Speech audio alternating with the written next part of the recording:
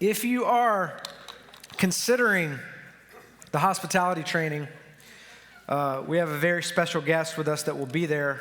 I think he's going to stand the entire time I'm speaking, but Ryan Reynolds will actually be at the hospitality training. He's overdressed. Nothing wrong with there's nothing wrong with that. But that's not even worth mentioning. All right. That was the way you all laughed at that joke was so hurtful. Okay. God, we love you and we thank you for your kindness and your goodness and your grace. And thank you for this morning. And we pray that you will move on Ryan Reynolds' heart, Lord. Save him. Amen. So when I travel, which I don't fly that often, if I'm lucky 2 or 3 times a year, it's kind of important to me that I get the aisle seat. I'm one of those people that if I am on the inside, I don't freak out, but I kind of think about, I might freak out. I feel a little suffocated, okay? So I'm doing a lot better with that. It used to bother me more, but I definitely prefer the aisle. I make sure ahead of time that I get the aisle. If I don't get the aisle, I still go on the trip, but it's a different trip for me, okay? So I took kind of 2 long flights to Portland and back from Portland for this little 48-hour conference that I was able to be a part of over the weekend. And there's just this interesting sign on my back when I get on an airplane that says, hey, you're the guy that we can ask if we can sit together because we didn't get our seats ahead of time.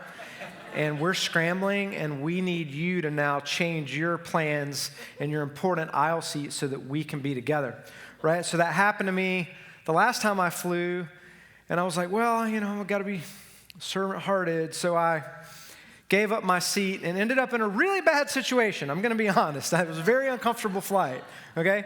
So sure enough, I have my aisle seat. I think that's the sort of thing that maybe happens to a person, 1 out of every 5 years or so, someone asks you on the plane to move. Well, I had 4 flights, 4 legs on this trip, 2 there and 2 back, and it happened to me on 3 of them, okay? I would just sit there and wait and be like, who's going to ask me? So when I got on the first flight, and mind you, we're talking about serving today, so I've got this, when you're going to speak on something, for those of you that speak, you kind of got this little operating system going behind your head, and you're like, I want to make sure that I do well with what I'm speaking on, or at least live out what I'm speaking on, or at least filter my life through it this week and try to help it, formulate who I am. You want to submit to what you're going to talk about. So I get on the first leg, and sure enough, here we go. This guy and his younger kid are right here. Here's my well thought out, planned ahead of time aisle seat. And then over here is a mom with a baby sandwiched between 2 other people. And the baby is not happy. I think they had already come off of another flight.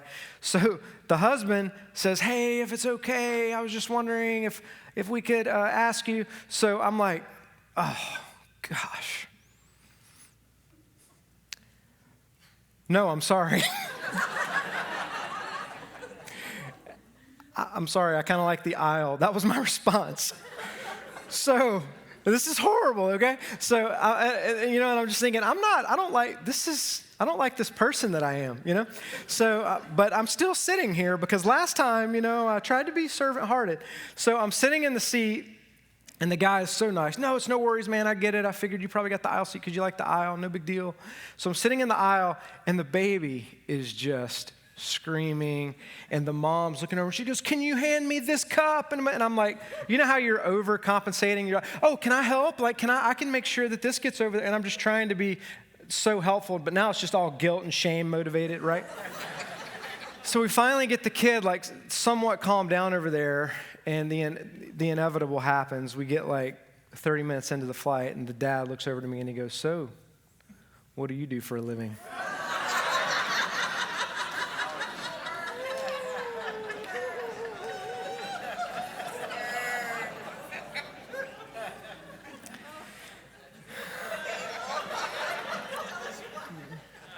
So I said, you probably assume I'm a shady New York stockbroker, but no. I just said, I'm a pastor. I said, so now you have a great story. You get to tell someone about the day that a pastor on the flight wouldn't let your wife sit next to you. So anyway, he was super gracious. He was from Nebraska and really nice. I feel like those two go together, and we got through it. But I don't know what this thing is in me. So my wife is just really natural. Does anybody know their love languages? You ever done that whole thing? Anybody acts of service, kindness, whatever they call it? Okay. Oh, wow, we're selfish. Okay. You're all like me. Okay. So acts of service, there's just all these unnoticeable behind-the-scenes things that happen in my home, and Jocelyn it's so easy for her. It's so easy for her. It just flows out of her, okay? I have to be honest, I still get a little, this is like, I don't know if this is carryover from childhood or what, I still get an attitude, even if I don't show it, when I do the dishes. In my heart, I have an attitude about the dishes, right? So I'm like, what is this? Where does this come from? Okay, so I've tried to do like a little bit of inner work, you know. I need to do a lot more after this flight, but I've tried to do a little bit of inner work, and I think there's something in me, and maybe it's bigger in me than it is in you, but I think there's something in all of us that has a hard time doing the unnoticed, unrecognizable, hidden acts of service, because it detaches us from a feeling of significance. So Richard Foster wrote this: nothing disciplines the inordinate desires of the flesh like service, and nothing transforms the desires of the flesh like serving in hiddenness. The flesh whines against service, but screams against hidden service. It strains and pulls for honor and recognition. It will devise subtle, religiously acceptable means to call attention to the service rendered. If we stoutly refuse to give into this lust of the flesh, we crucify it. Every time we crucify the flesh, we crucify our pride and arrogance. Okay? So we're in this series called Patterns, and there's two different patterns that Paul describes in his letter to the church in Rome. He says, do not be conformed to the patterns of the world, but be transformed by the renewing of your mind. So there's the pattern of the world, and then there's the pattern of the kingdom. We will be formed, we will be conformed, or we will be transformed. But formation will happen, okay? We are being formed. And the difference is our patterns. So that's why we're in this series.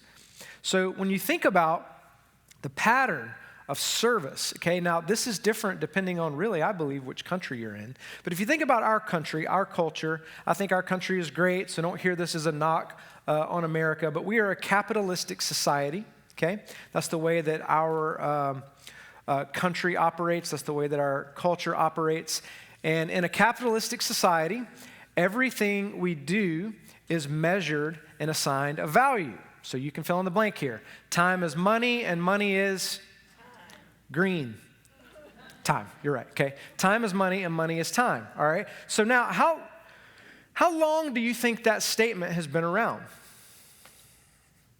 Okay, have you read that from the deep writings of the Desert Fathers? Okay? Is that just in the ancient people groups have always thought that time is money? You can take that down, but have thought that time is money and money is time?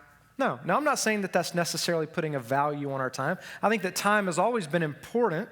You know, for years and years and years, most people were hunters, gatherers, and farmers. So you had to get up early. You had to take care of the land. You had to do certain things. It's not like the sunlight didn't matter, okay?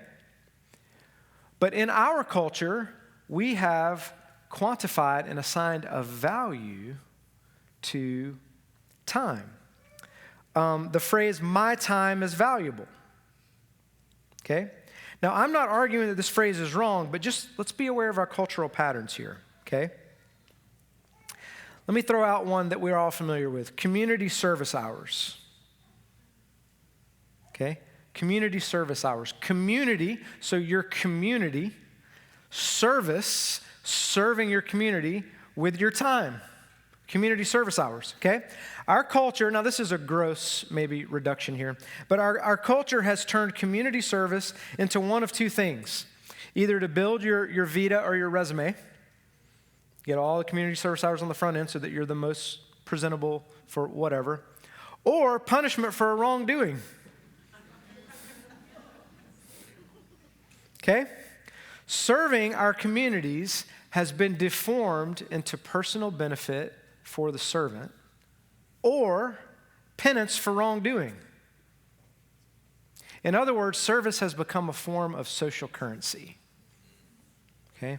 Service has become a form of social currency.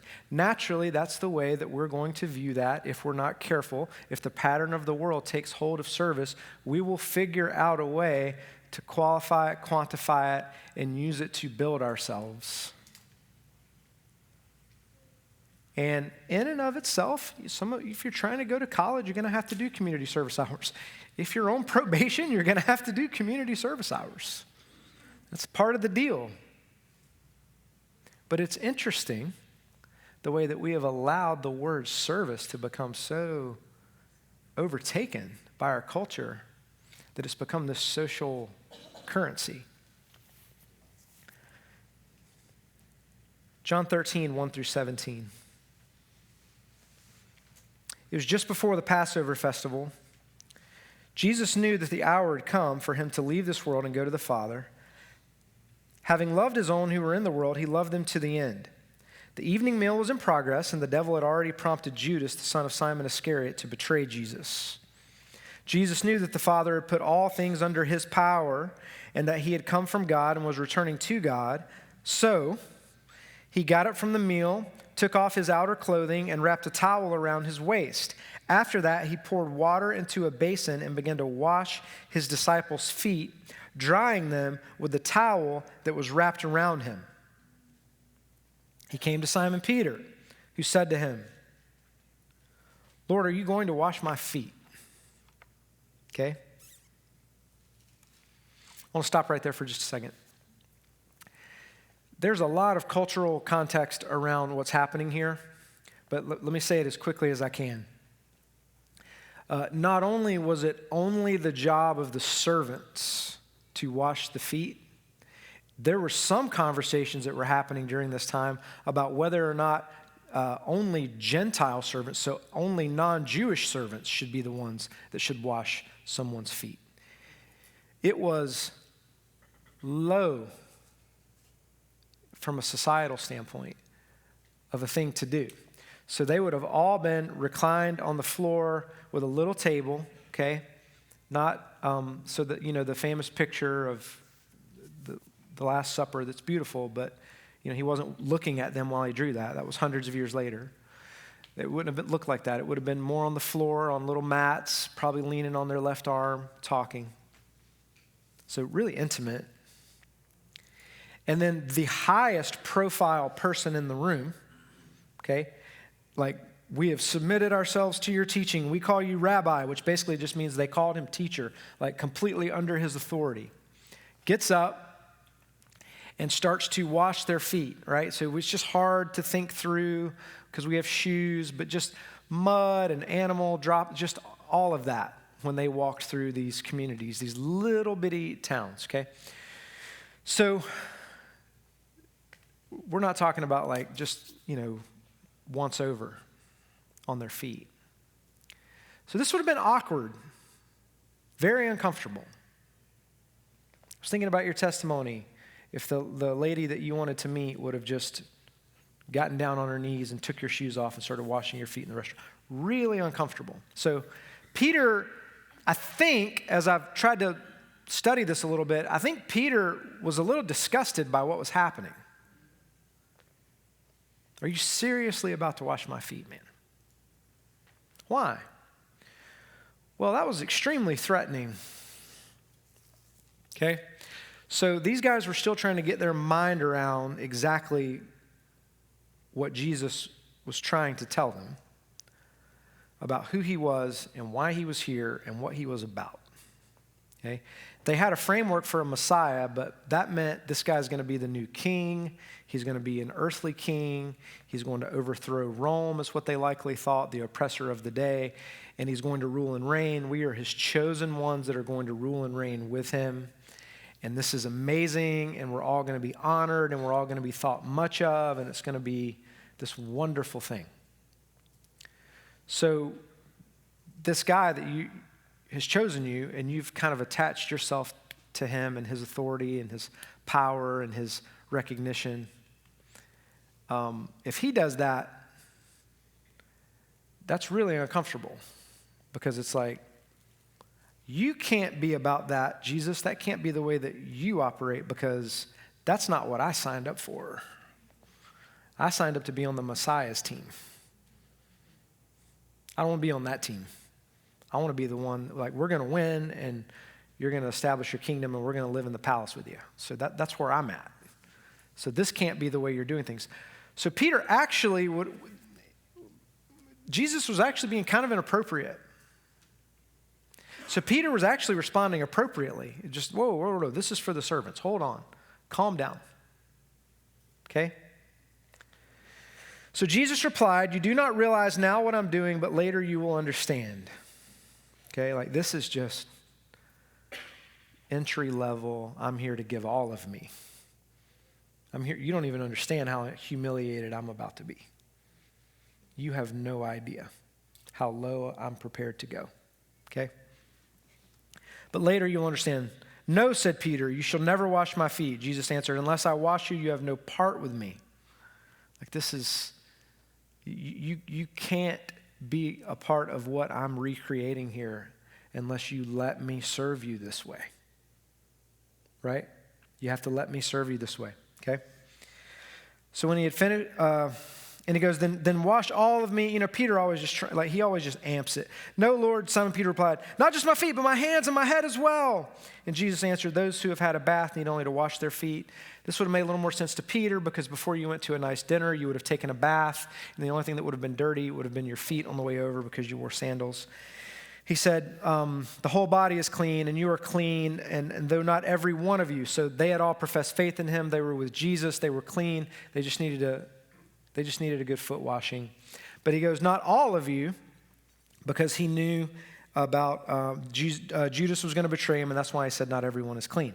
So when he had finished washing their feet, he put on his clothes and returned to his place. "Do you understand what I've done for you?" he asked them. "You call me teacher and Lord, and rightly so, for this is what I am. Now that I, your Lord, teacher, have washed your feet, you also should wash one another's feet. I set you an example that you should do as I have done for you. Very truly, I tell you, servants are not greater than their master, nor are messengers greater than the one who sent them. Now that you know these things, you will be blessed if you do them."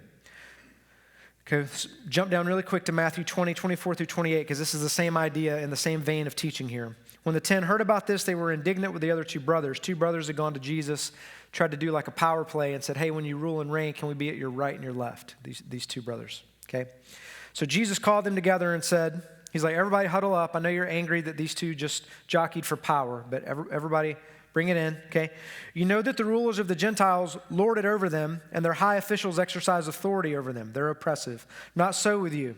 Instead, whoever wants to become great among you must be your servant, and whoever wants to be first must be your slave, just as the Son of Man did not come to be served, but to serve, and to give his life as a ransom for many." Elizabeth Elliot said, "Does God ask us to do what is beneath us?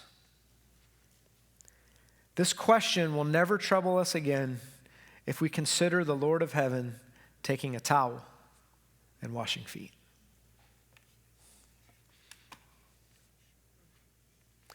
So for just a few minutes, I want to talk about the pattern of the towel.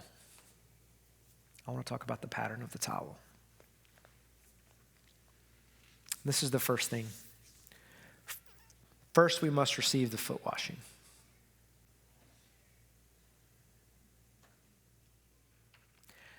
Over the years, I have noticed a correlation between people who,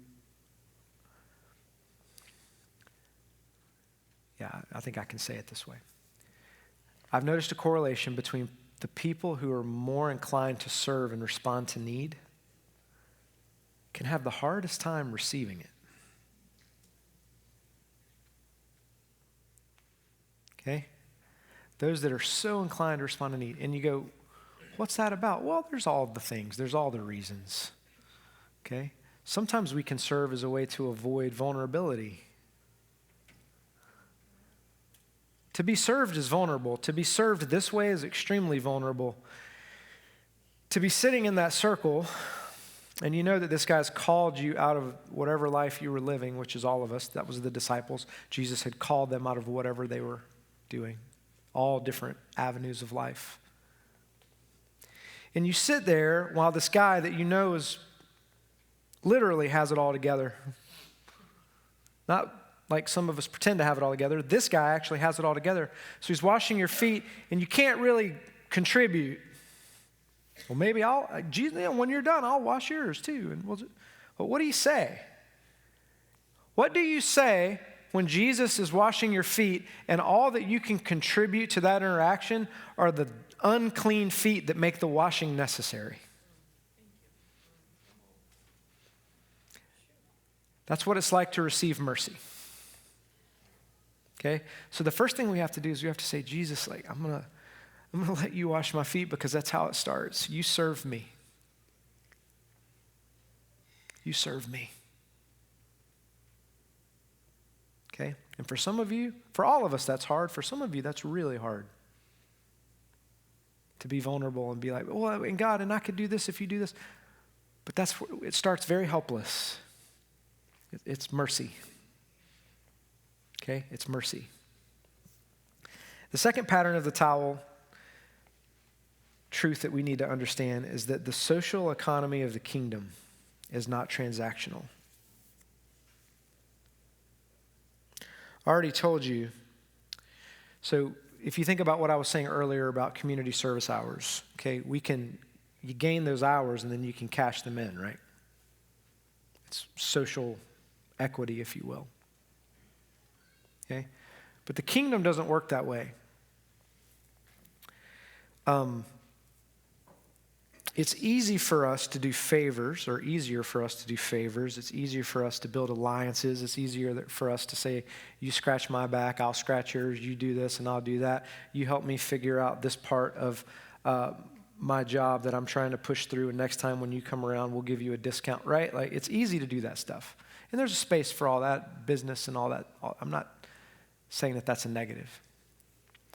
But when we're talking about the kingdom and our actual heart and disposition to serve, I've already told you this, but when Jesus serves us and when Jesus was serving the disciples and when Jesus serves and his enemies and when Jesus does all the things that he does, he's essentially serving those that can't really give him anything back. Okay? He's serving people that can't further him because he doesn't need to be furthered. But for us, that can be hard. To serve those that can in no way advance us, to serve those that can in no way benefit us, to serve those that can in no way help us build our thing or do our thing or make our thing happen. Okay? But that's the way of the kingdom. It's not transactional. Okay? The third thing, I'm kind of moving through these. The pattern of the towel. Authority and power are for others. Okay? You can read right over this. What I mean by for others is this. Jesus knew that the Father had put all things under his power and that he had come from God and was returning to God, okay? Think about that. Jesus knew that God had put everything under his power and that he was from God and was returning to God. And the natural, just from worldly terms, is like, because of that, he put on a cape and flew away. Like, what do you mean? All authority had been given to him, okay? God had put everything under his power and that he had come from God and was returning to God. So he created an army and overthrew Rome, right? No. So he got up from the meal, took off his outer clothing and wrapped a towel around his waist. For Jesus, all authority in heaven and earth being given to him meant, wow, now I have an unbelievable opportunity to elevate others, to give, to serve, to wash, to extend mercy. It's upside down. He says, the Gentiles lord over people. So the disciples' idea would have been like, man, Rome is so oppressive. These guys are really, they have their feet on our neck. I can't wait until we have the power. We're going to get them back. Okay, we're going to overthrow and show them what's up. And he goes, you see how these guys are doing it? The kingdom isn't like that. The kingdom uses authority to serve, authority to extend mercy, okay? The next pattern of the towel is this: small, seemingly insignificant acts of service form us into the likeness of Christ, okay? Small, seemingly insignificant acts of service form us into the likeness of Christ. When I was really young in ministry, I took this class with a guy who'll never know how much the Lord used him in my life. It was called The Spiritual Formation of the Pastor. And before the class, he had us read this book called In the Name of Jesus, and it was by an old Catholic priest named Henry Nouwen. And the book basically tells the story of Henry Nouwen's life and the way that it shifted, where he went from teaching courses on spirituality at Yale using the textbook that he wrote, okay, decent achievements, okay, to God speaking to him in a very desperate place and saying, go to the broken and they will heal you. And him giving all that up, laying all that down, and going to work for an organization that had him physically meeting and attending to the needs of mentally incapacitated adults. The highest levels of thought and accolade. And the Lord spoke to him and said, go to the broken and they will heal you. So he goes to the broken, and God births this unbelievable writing ministry out of his life. Okay? So you say, what a waste of talent. Not in the kingdom. What we saw as a waste, God saw as, now I can form the image of my son into him. This is exactly what he needs. Okay?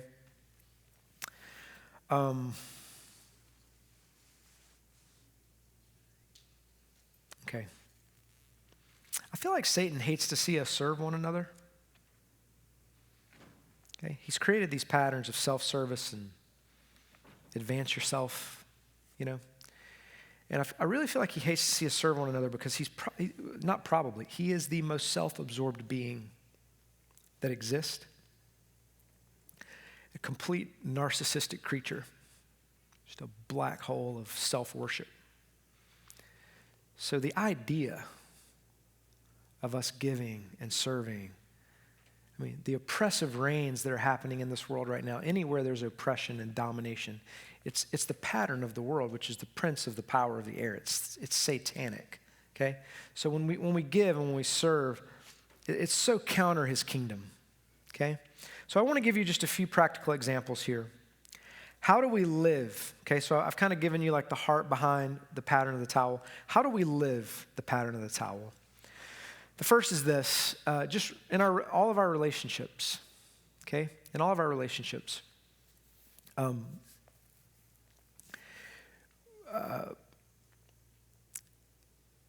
If you admit it, if I admit it, we operate from a position of leverage more than we're willing to acknowledge.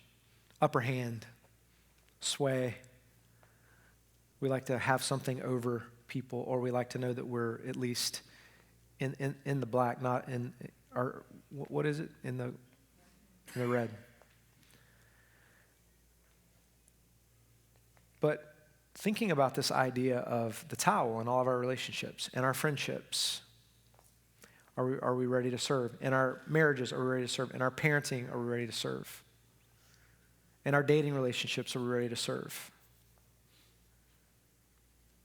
Do we have a disposition in our heart that's operating under the currency of the world, or do we have a disposition with leverage in our relationships to keep everyone in check? Are we willing to be vulnerable? Okay? It's really interesting to think about losing relationally, because we all know you can win and lose. But it's really interesting to think about losing relationally. Serving. Seeking to hear before you're heard, right? Okay, the next is the marginalized, serving those who cannot pay you in social currency. Serving those who cannot pay you in social currency. From time to time, we have opportunities for this. We have missions trips. We have opportunities in the city. Much of the heart behind Haven is built on this very idea of parents that are serving children that cannot necessarily pay them in social currency. We have Street Corner on Saturdays, and many of the people we interact with can pay us in social currency, but there are some that cannot. So it's serving those that are marginalized, some of those that cannot advance you or build your thing or help you move forward with whatever you're trying to do. But you're serving those that Jesus or the scriptures would call the least. Okay? Now the beauty of that is when we're serving the least, Jesus says, you're serving me. Okay? He gives the example to where he says, you're going to say, when did we serve you?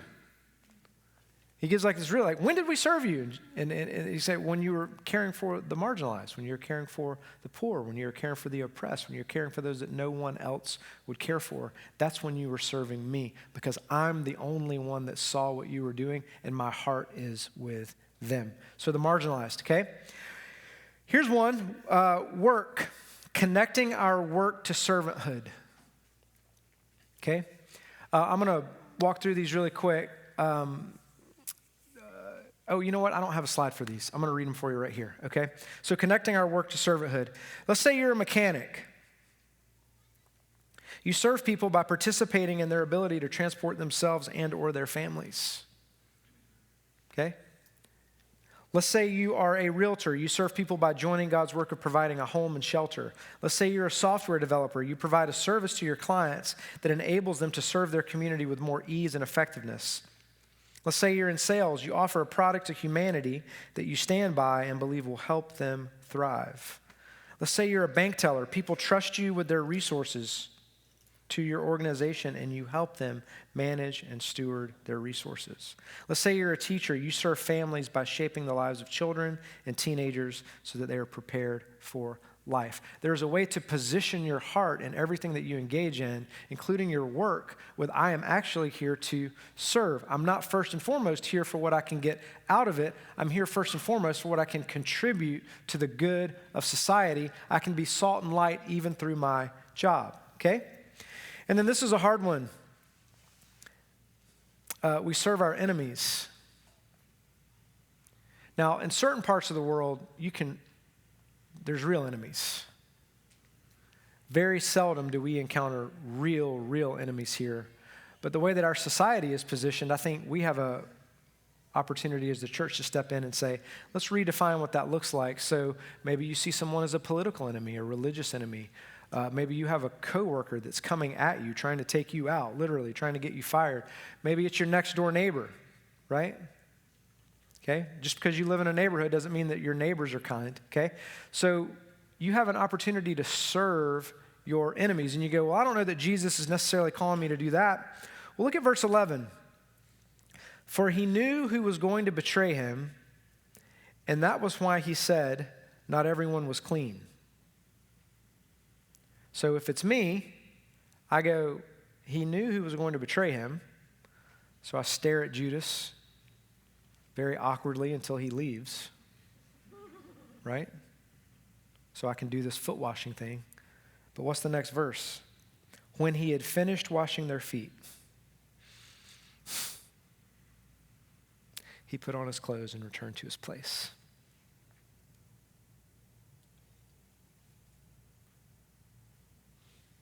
I don't know how he did that.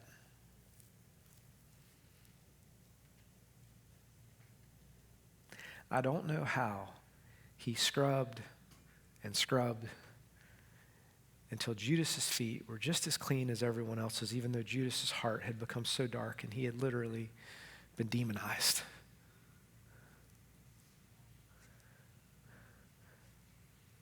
I'm serious. I don't know how he did that. I can tell you we need to do this, but I'm not sure standing here right now that I do that. That is an unbelievable act. until the very last moment. He served this guy, poured 3 years of his life into him, and Judas rejected all of it, was stealing from all of them the whole time. But he still just humiliatingly got down on his knees and washed this guy's feet.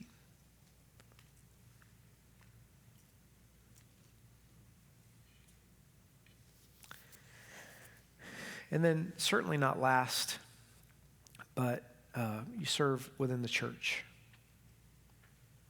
Okay? Serve within the church. We serve each other here.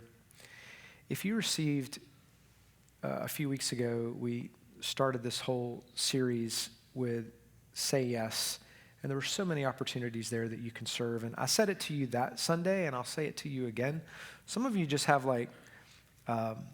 church wounds because you felt like you got chewed up and spit out or misused or abused by the church or overworked or whatever it was. And I don't know that story, but I certainly understand it.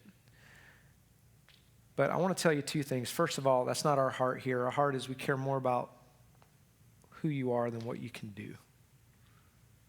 But the other thing I want to tell you is that the enemy will use what happened to you, okay, as a way to prevent your healing. Okay? You don't get healed from wounds of serving by not serving. Now, you can take a season, you can take a break, but you do not get healed from wounds of service by not serving. You get healed by opening yourself up again and serving. Okay?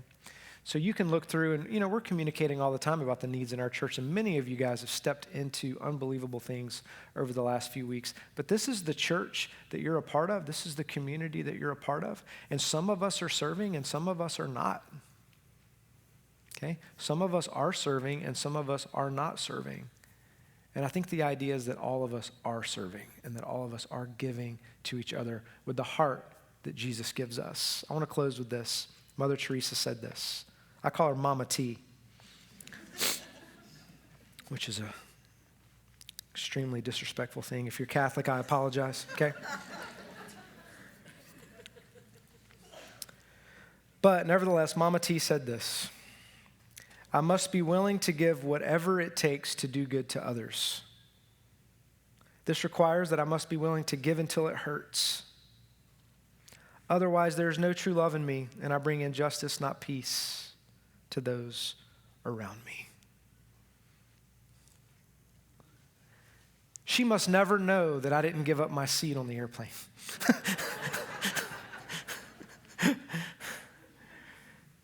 But it's deeper than that, right?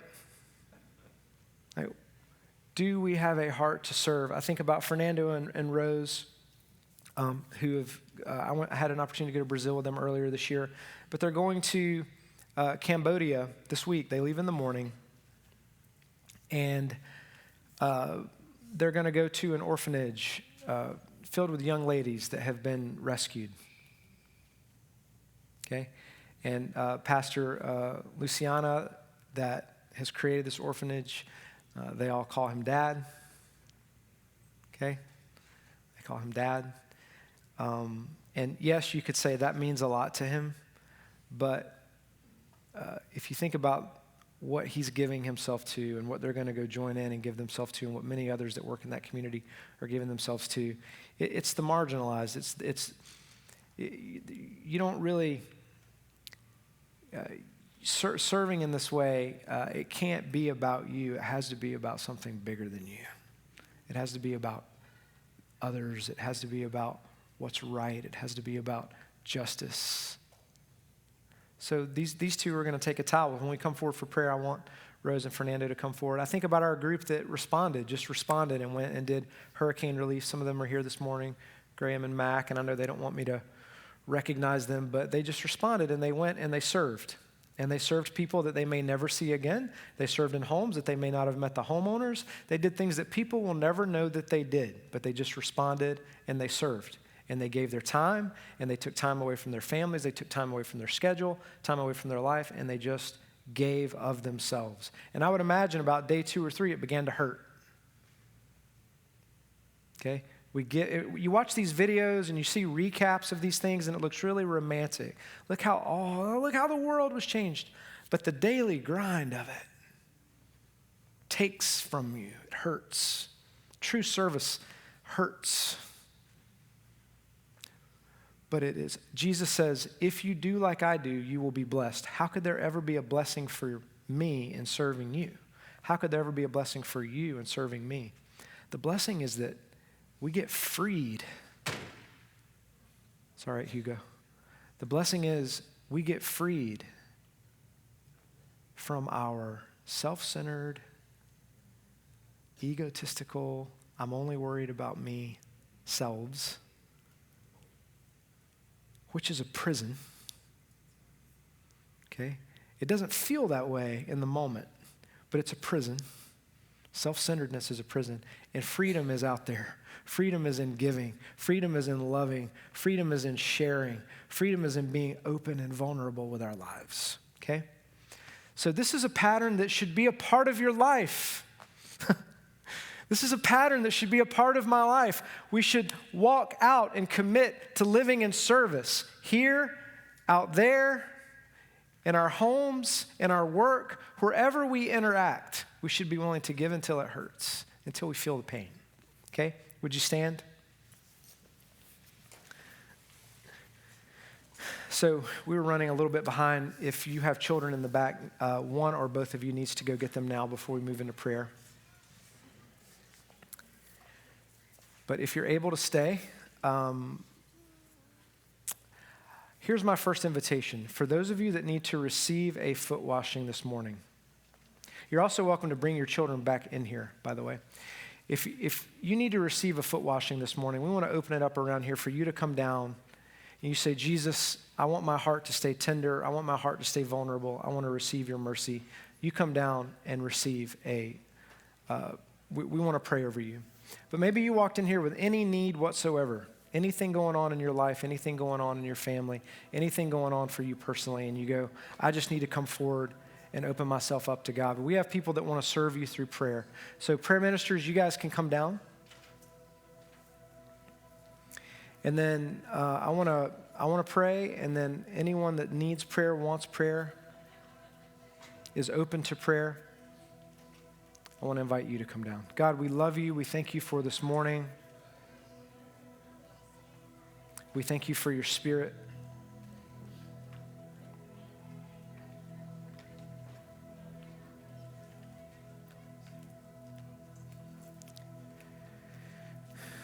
Serve us this morning, Lord Jesus. That sounds so backwards. But we know that's what you want to do. You said it. You didn't come to be served, but to serve. So I pray for everyone who comes forward that they will receive your service to them. In your name we pray. Amen.